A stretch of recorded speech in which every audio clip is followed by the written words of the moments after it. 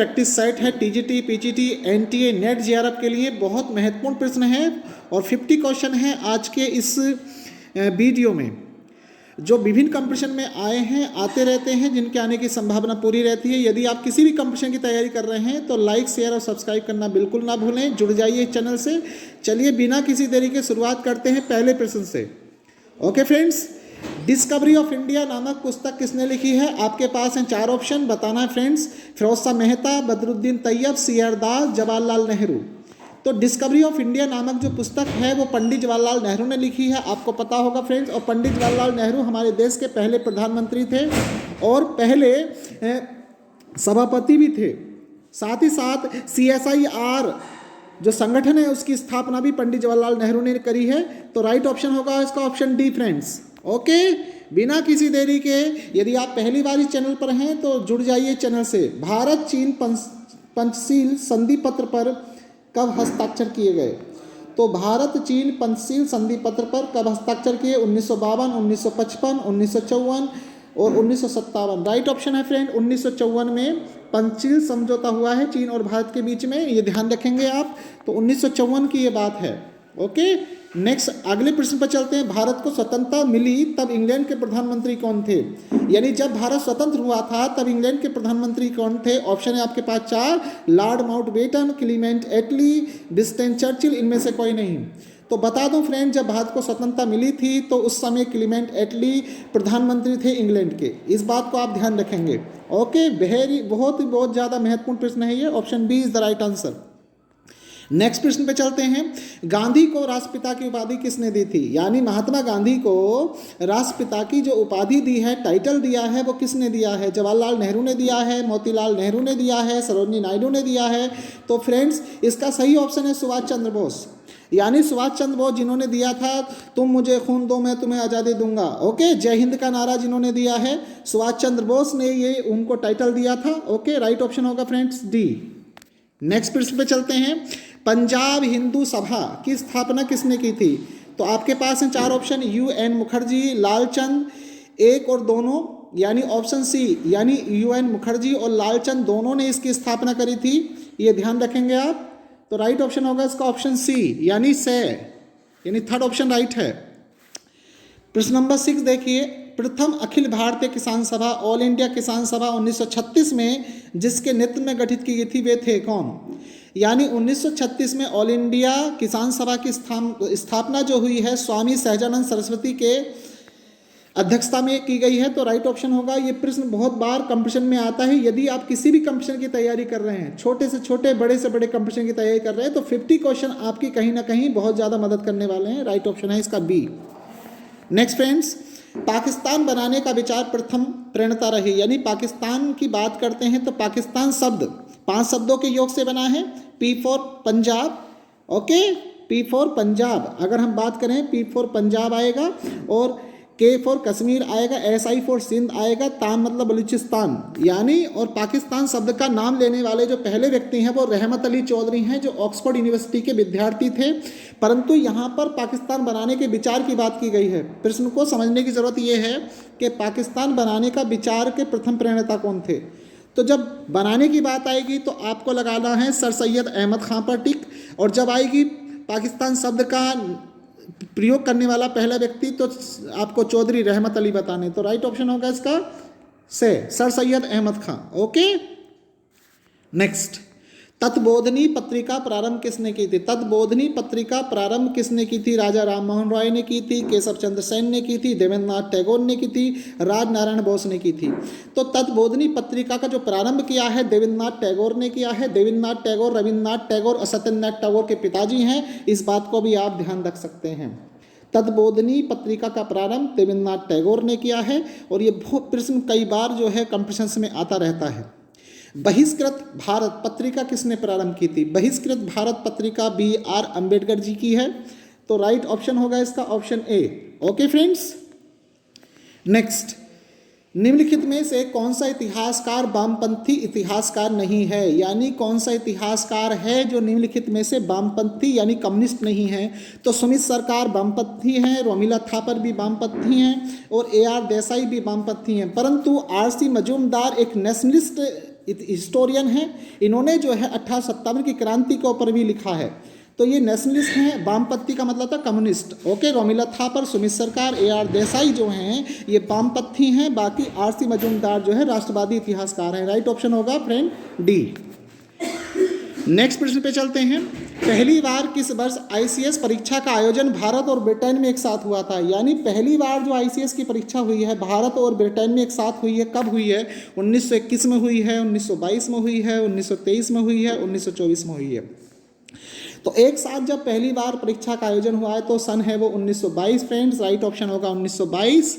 Okay, जब पहली बार भारत और ब्रिटेन में एक साथ ICS परीक्षा का आयोजन हुआ था, उससे पहले परीक्षा जो है ये इंग्लैंड में होती थी friends. Okay, question number 12, fort William college की स्थापना किसने की थी? फोर्ट विलियम कॉलेज की स्थापना लॉर्ड वेलेजली ने पश्चिम बंगाल यानी कोलकाता में की थी। ये ध्यान रखने वाली बात है। ओके फ्रेंड्स, यानी क्वेश्चन नंबर 13 की बात कर रहे हैं हम।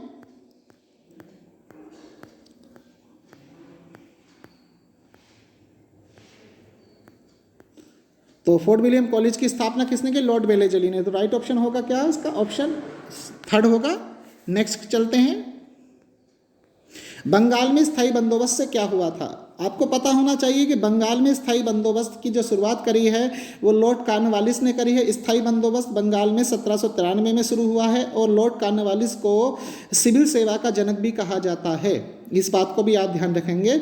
तो बंगाल में स्थायी बंदोबस्त से क्या हुआ? अंग्रेजों का समर्थन करने वाला एक कुलीन तंत्र का निर्माण हुआ था। राइट ऑप्शन है इसका third. Okay friends, next. Calcutta सर्वोच्च न्यायालय की स्थापना किस अधिनियम से हुई थी? कलकत्ता सर्वोच्च न्यायालय की स्थापना 1773 के रेगुलेटिंग एक्ट, जिसे हम विनियामक एक्ट भी कहते हैं, से हुई थी। और ये जो कलकत्ता सर्वोच्च न्यायालय की स्थापना हुई थी वो 1774 में हुई थी और जो जिस एक्ट के माध्यम से हुई है वो 1773 के रेगुलेटिंग एक्ट के माध्यम से हुई है। और पहले जो जज थे इसके एलिजा इम्पे थे, जो मुख्य जज बनाए गए थे एलिजा इम्पे थे। इसको राइट आंसर होगा आपका ए। ओके फ्रेंड्स, बिना किसी देरी के आगे चलते हैं। किसी अधिनियम के अंतर्गत ICS के लिए प्रथम परीक्षा इलाहाबाद में आयोजित की गई थी? तो किस अधिनियम के तहत? 1919 का भारत सरकार अधिनियम के तहत ये किया गया था। राइट ऑप्शन होगा डी। ओके, जनगणना का कार्य प्रारंभ किसने किया था? यानी पहली बार जो सेंसस यानी जनगणना भारत में कब शुरू हुई थी? तो मैं बता दूं फ्रेंड, लॉर्ड मेयो के शासनकाल में पहली बार जनगणना लॉर्ड मेयो ने प्रारंभ करी थी 1872 में। किंतु नियमित जनगणना जो भारत में शुरू हुई है वो 1881 से लॉर्ड रिपन के शासनकाल से शुरू हुई है। लेकिन जनगणना के कार्य का प्रारंभ किसने किया था? क्वेश्चन ये है। तो प्रारंभ की अगर बात करेंगे तो ऑप्शन होगा ये सही, लॉर्ड मेयो। अगर बात करेंगे नियमित जनगणना की तो Lord Ripon 1881 is the right answer हो जाएगा फ्रेंड्स। ओके, तो जनगणना के कार्य का प्रारंभ किसने किया था? लॉर्ड मेयो ने किया था। लेकिन नियमित जनगणना की बात अगर आती है तो आज लॉर्ड रिपन पे टिक लगाएंगे फ्रेंड्स। ओके, तो ध्यान रखने वाली ये बातें हैं। जितने भी प्रश्न आएंगे आपको बहुत महत्वपूर्ण प्रश्न है, किसी ना किसी कंपटीशन में आने की संभावना पूरी रहती है इनकी। नेक्स्ट प्रश्न देखते हैं। किताबुल हिंद के रचयिता कौन थे? तो किताबुल हिंद जैसे कि आपको पता होगा बहुत पॉपुलर बुक है ये किताबुल हिंद। ओके, अलबरूनी ने लिखी है, अलबरूनी। ओके फ्रेंड्स, अलबरूनी ने लिखी है। जो महमूद गजनबी के साथ भारत आया था उसने ये पुस्तक लिखी है। Okay, next question number 18। Bharat में 17वीं शताब्दी में कौन सी नई फसलें आई थी? तो 17वीं शताब्दी में भारत के अंदर तंबाकू और मक्का दो फसलें आई थी। आपको ये ध्यान रखना है, तंबाकू और मक्का।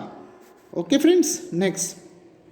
किसे भक्ति आंदोलन का संस्थापक माना जाता है? तो भक्ति आंदोलन का अगर संस्थापक की बात करें तो रामानुजाचार्य को माना जाता है, रामानुजाचार्य को माना जाता है। लेकिन बात करते हैं भक्ति आंदोलन के प्रथम उसकी,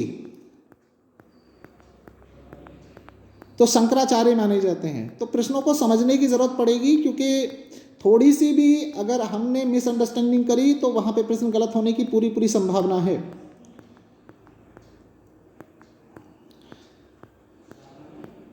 देखिए, तो किसे भक्ति आंदोलन का संस्थापक माना जाता है? संस्थापक माना जाता है तो इसका सही ऑप्शन होगा ऑप्शन डी, रामानुजाचार्य को माना जाता है, ऑप्शन डी। परंतु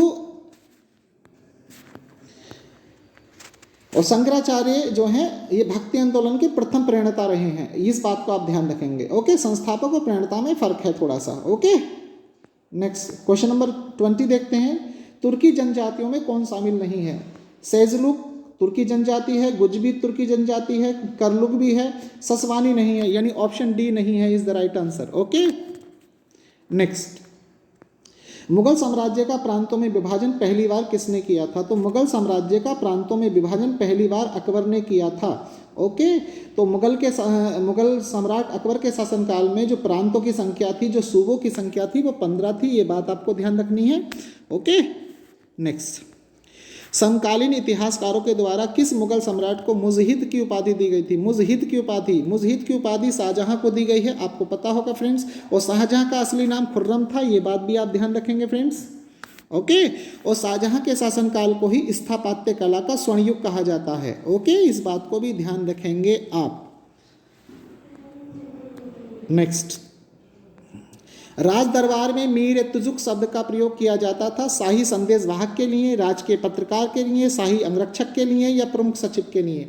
तो राज दरबार में मीर तुजुक जो शब्द का प्रयोग किया जाता है वो प्रमुख सचिव के लिए किया जाता है, जिसे हम आज के ज़माने में कैबिनेट सेक्रेटरी कहते हैं, उसको मीर तुजुक कहा जाता है। ओके, बहुत बड़ी पोस्ट होती है आज भी अगर हम इस चीज़ को देखें तो। क्वेश्चन नंबर 24, कौन सा विदेशी यात्री भारत में 6 बार आया है? तो ट्रेवनियर ये जो है शाहजहां और औरंगजेब के शासनकाल में भारत आया है, इस बात को ध्यान रखेंगे। कई बार ये प्रश्न आ चुका है और बहुत ज़्यादा आता रहता है किसी न किसी कंपटीशन में फ्रेंड्स। ओके, यदि आप किसी भी कंपटीशन की तैयारी कर रहे हैं तो आप निश्चित मान के चलिए कि यहाँ से आपके प्रश्न पूरे कुछ ना कुछ आपको यहाँ से मिलेगा ज़रूर फ्रेंड्स। नेक्स्ट, कौन सा एक अष्टभुजी मकबरा है? तो अष्टभुजी मकबरा मतलब आप समझ सकते हैं, तो सिकंदर लोदी का मकबरा जो है अष्टभुजी मकबरा है, राइट ऑप्शन होगा इसका ए। नेक्स्ट, अमीर खुसरो ने अपनी रचना आशिका किसके आदेश पर लिखी थी? यानी अमीर खुसरो जिसे तोताई हिंद के नाम से जाना जाता है, ये बात ध्यान रखेंगे। ओके, और जिनने तबले का आविष्कार किया है, सारंगी का आविष्कार किया है, सितार का आविष्कार किया है, यानी अमीर खुसरो जिसने 8 सुल्तानों का शासन देखा है, ये बात आप ध्यान रखेंगे। और बहुत बड़ी प्रसिद्ध किताब लिखी है तुगलकनामा, इन्हीं के द्वारा लिखी गई है। ओके, तो ये आप ध्यान रखेंगे। तो इन्होंने अपनी एक प्रसिद्ध रचना आशिका किसके आदेश पर लिखी थी? खिजर खां के आदेश पर लिखी थी। ऑप्शन होगा 2 सही इसका राइट। नेक्स्ट, वह कौन सा सुल्तान था जो स्वयं को नायब खुदाई या ईश्वर का प्रतिनिधि कहता था?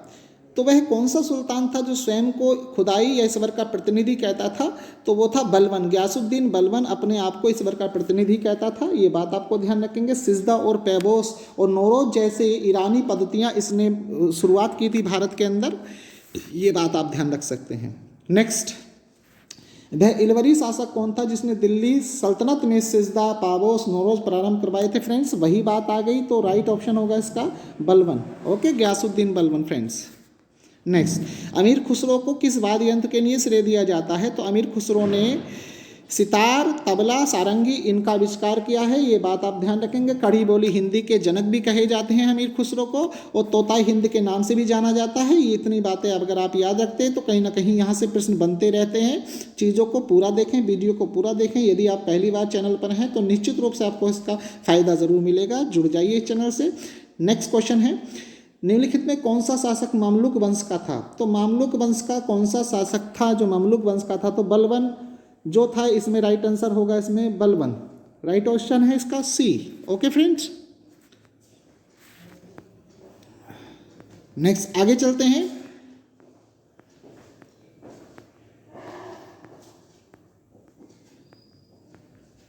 अब यहां पे आपको दी है 30 नंबर के क्वेश्चन पे दी है आपको सूची मिलाने के लिए। ओके, आपको सूची मिलानी है। दीवाने रिसालत क्या था? ओके, दीवाने अमीर को ही क्या था, और दीवाने इंसा क्या था, और दीवाने अर्ज क्या था? तो ध्यान रखने वाली बात है, दीवाने रिसालत क्या था और दीवाने अमीर को ही। दीवाने अमीर को ही एक कृषि डिपार्टमेंट था जिसे एग्रीकल्चर डिपार्टमेंट कहते हैं वर्तमान में, यानी जो ऑप्शन होगा यानी बी का पहले से मिलान करेगा, इस बात को आप ध्यान रखेंगे। ओके,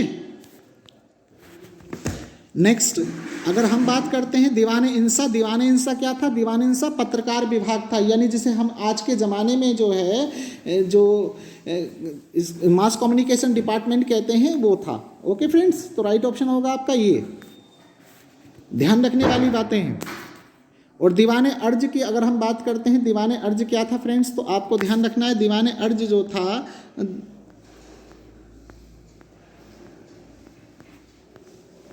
सैनिक मामलों का एक डिपार्टमेंट था जिसमें सैनिकों से संबंधित जो प्रॉब्लम होती थी उनको सॉर्ट आउट किया जाता था। तो दीवान अर्ज जो था सैनिक मामलों से संबंधित था। ओके, तो राइट ऑप्शन हो जाएगा इसका, यानी जो आपका दीवान अर्ज है वो मिलान करेगा किससे, सैनिक मामलों से। ओके, और दीवान रिसालत क्या था, रिसालत का मतलब है धार्मिक मामलों का। जो भी धार्मिक घटनाएं होती थी, जो भी धार्मिक मामले होते थे उनको जो उठाया जाता था वो दीवान रिसालत में उठाया जाता था। राइट फ्रेंड्स, इसका आंसर होगा आपका, इसका ये ध्यान रखेंगे। ओके, नेक्स्ट आगे चलेंगे हम।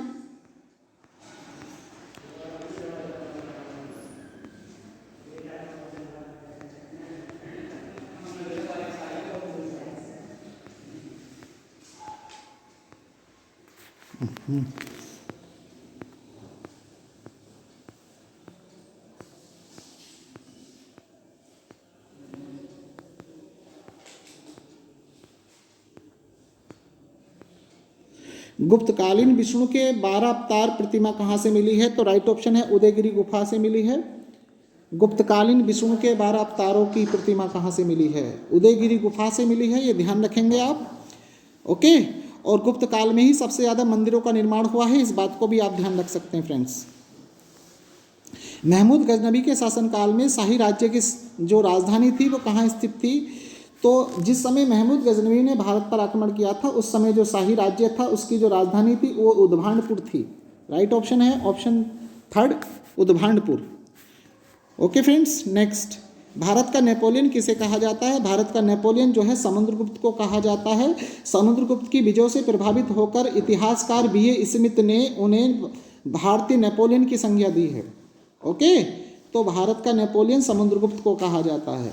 दक्षिण के 12 राजाओं को उखाड़ फेंकने वाला राजा समुद्रगुप्त था। ओके, इसको लिच्छवी दोहित्र भी कहा जाता है, इस बात को भी ध्यान रखिएगा, लिच्छवी दोहित्र। और इसे अपनी मुद्राओं पर बीड़ा बजाते हुए भी दिखाया गया है, यानी वह गुप्त सम्राट कौन था जो अपनी मुद्राओं पर, करेंसियों पर बीड़ा बजाते हुए दर्शाया गया है, तो वह समुद्रगुप्त है फ्रेंड्स।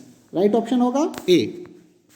नेक्स्ट, अरबों द्वारा सिंध विजय का उल्लेख किस ग्रंथ में मिलता है, तो अरबों द्वारा सिंध विजय का जो उल्लेख है वो चचनामा में मिलता है फ्रेंड्स। राइट ऑप्शन होगा आपका ए।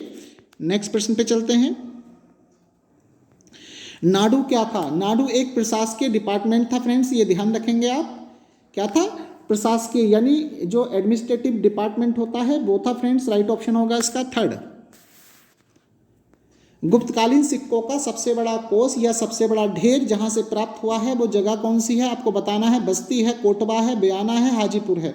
तो बयाना राजस्थान से सबसे बड़ा जो है गुप्तकालीन सिक्कों का ढेर मिला है, ये बात आपको ध्यान रखनी है। Option third is the right answer है इसका फ्रेंड्स। नेक्स्ट, कौन सा विभाग कंटक शोधन से संबंधित था, कंटक शोधन से संबंधित था, तो कंटक शोधन से जो संबंधित विभाग था वो थी न्यायपालिका फ्रेंड्स। ओके, राइट ऑप्शन होगा डी, न्यायपालिका। नेक्स्ट,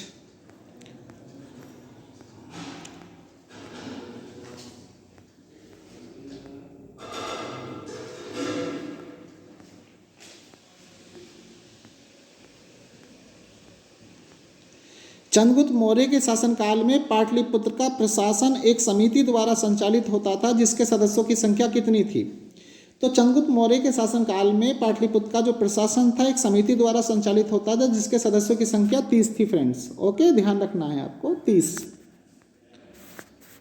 नेक्स्ट, चंद्रगुप्त चतुर्थ बोध संगति की अध्यक्षता, यानी जो चौथी बोध संगति हुई है पूरे इतिहास के अंदर 4 बोध संगति हुई, उसमें चौथी चतुर्थ बोध संगति की अध्यक्षता किसने की थी, तो आपको ये बताना है। तो चतुर्थ बोध संगति की जो अध्यक्षता की है वो वसुमित्र ने करी है फ्रेंड्स। राइट ऑप्शन होगा इसका बी। और चतुर्थ बोध संगति कुंडलवन कश्मीर में हुई है, ये बात ध्यान रखेंगे। और चंद्रगुप्त, ये जो चौथी बोध संगति है वो कनिष्क के शासनकाल में हुई है, कुषाण वंश के राजा कनिष्क के शासनकाल में हुई है। और इस बौद्ध संगति में क्या हुआ, बौद्ध धर्म दो शाखाओं में बढ़ गया, हीनयान और महायान में। ओके, और इस संगति की जो भाषा थी वो संस्कृत थी, ये भी आप ये ध्यान रख सकते हैं फ्रेंड्स। ओके, तो चीज़ों को अगर ध्यान से सुनते हैं तो इसके साथ साथ आपको बहुत सारे प्रश्नों का अलग से भी जवाब मिलता है। हर्ष के शासनकाल में नालंदा विश्वविद्यालय का अध्यक्ष कौन था? जो नालंदा विश्वविद्यालय है, जिसे भारत का प्राचीनतम विश्वविद्यालय कहा जाता है, तो उस समय उसके बीसी कौन थे, जिनको हम कुलपति कहते हैं? तो शीलभद्र थे। आपको मैं बता दूं, किसी यूनिवर्सिटी के अंदर सबसे बड़ी जो पोस्ट होती है वो बीसी की होती है, ये बात आपको ध्यान रखना है। और बीसी का मतलब होता है वाइस चांसलर। ओके, तो शीलभद्र उस समय नालंदा विश्वविद्यालय के क्या थे? बीसी थे, यानी कुलपति थे। ये बात आपको ध्यान रखनी है हर्ष के शासनकाल में। ओके, राइट आंसर क्या होगा इसका? शीलभद्र। नासिक व करले की गुफाएं किसके राज्य में स्थित हैं? तो सातवाहनों के राज्य में स्थित हैं, और सातवाहनों को आंध्र सातवाहन भी कहा जाता है। और सातवाहनों ने शीशे की मुद्राएं चलाई थी, ये भी ध्यान रख सकते हैं आप फ्रेंड्स। शीशे की मुद्राएं जिन्होंने चलाई थी वो सातवाहन थे, ये बात ध्यान रखेंगे। ओके, राइट ऑप्शन होगा थर्ड। वैदिक काल में चिनाब नदी को किस नाम से जाना जाता था? तो वैदिक काल में चिनाब नदी को जिस नाम से जाना जाता था उसका नाम है अस्कनी। यानी वैदिक नदी जिसे चिनाब कहते हैं आज वर्तमान में, उसे अस्कनी कहते थे। जिसे आज सतलुज कहते हैं उसे सतुद्री कहते थे। जिसे आज रावी कहते हैं उसे परुषणी कहते थे। जिसे आज झेलम कहते हैं उसे वितिस्ता कहते थे फ्रेंड्स। तो ध्यान रखने वाली बात है, यानी रावी नदी का प्राचीन नाम परुषणी है, और सतलज नदी का प्राचीन नाम सतुद्री है, और चिनाब नदी का प्राचीन नाम अस्कनी है, और झेलम नदी का प्राचीन नाम वितिस्ता फ्रेंड्स। ओके, यदि आप ऐसे सुनते हैं, ध्यान रखते हैं, तो मैं नहीं समझता कि आपके प्रश्न बिल्कुल 10 मिनट के वीडियो से बहुत ज़्यादा प्रश्न आपके पक्के हो जाएंगे फ्रेंड्स। नेक्स्ट प्रश्न पे चलते हैं। रामायणीय संहिता का संबंध किससे है? तो रामायणीय संहिता का जो संबंध है सामवेद से है। सामवेद जो है क्या है? सामवेद में जो है संगीत के बारे में जिक्र किया गया है। सामवेद को संगीत का जनक कहा जाता है। इसमें सारेगामा पादा निशा यानी 7 सुरों के बारे में बात दी गई है। तो राइट ऑप्शन होगा इसका बी, यानी ऑप्शन बी सही है, यानी दूसरा ऑप्शन इसका सही है फ्रेंड्स। नेक्स्ट, सिंधु घाटी सभ्यता के निवासियों को किस धातु का ज्ञान नहीं था? तो सिंधु घाटी सभ्यता के जो निवासी थे उनको लोहे का ज्ञान नहीं था, ये बात आपको ध्यान रखनी है। ओके, सिंधु घाटी सभ्यता के निवासियों को लोहे का ज्ञान नहीं था फ्रेंड्स। गोदीवाड़ा के साक्ष्य किस स्थल से मिले हैं? यानी गोदीवाड़ा के साक्ष्य किस स्थल से मिले हैं? तो लोथल से मिले हैं, ये ध्यान रखना है। लोथल कहाँ पर है? गुजरात में है, ये ध्यान रखना है। संगम और साबरमती और भोगवा नदी के संगम पर स्थित है ये स्थल। ओके, इस बात को आप ध्यान रखेंगे। सिंधु घाटी सभ्यता के स्थल से जुते हुए खेत के साक्ष्य, यानी पहली बार जुते हुए खेत के जो साक्ष्य मिले हैं वो कालीबंगा से मिले हैं। कालीबंगा कहाँ पर है? राजस्थान में है। राजस्थान के कहाँ? हनुमानगढ़ जिले में फ्रेंड्स। ओके, कालीबंगा है राजस्थान के हनुमानगढ़ जिले में, और यहाँ से जो है क्या मिले हैं? जुते हुए खेत के साक्ष्य मिले हैं फ्रेंड्स। ओके, मानव द्वारा प्रयोग की गई प्रथम धातु, तो मानव द्वारा पहली बार कोई अगर धातु का प्रयोग किया गया है तो तांबे का सबसे प्राचीनतम जो धातु है वो तांबा है फ्रेंड्स। राइट ऑप्शन होगा इसका बी, यानी ऑप्शन 2 सही होगा फ्रेंड्स। सिकंदर महान के शिक्षक का क्या नाम था? सिकंदर महान के शिक्षक का नाम क्या था आपको बताना है। प्लेटो है, अरस्तु है, सुकरात है, दिदरो है। तो सिकंदर महान के जो शिक्षक थे उनका नाम था अरस्तु। ओके, सिकंदर महान का जन्म यूनान में हुआ था। सिकंदर महान के पिता का नाम फिलिप द्वितीय था, और उसके जो मैथ के टीचर थे वो अरस्तु थे, जिन्हें अरिस्टोटल कहा जाता है, जो पॉलिटिकल साइंस के, जीव विज्ञान के, जंतु विज्ञान के पिता भी कहे जाते हैं फ्रेंड्स। इन बातों को आप याद रख सकते हैं। तो अरस्तु क्या थे? अरस्तु अरिस्टोटल एक फिलोसफर थे, ये बात ध्यान रखेंगे, जो किसके शिष्य थे? प्लेटो के शिष्य थे। प्लेटो किनका शिष्य था? सुकरात का शिष्य था friends. Okay, next 50 question. What is history पुस्तक के लेखक कौन है? यानी इतिहास क्या है, इस पुस्तक के लेखक कौन है? E.H. कार हैं इस पुस्तक के लेखक। What is history?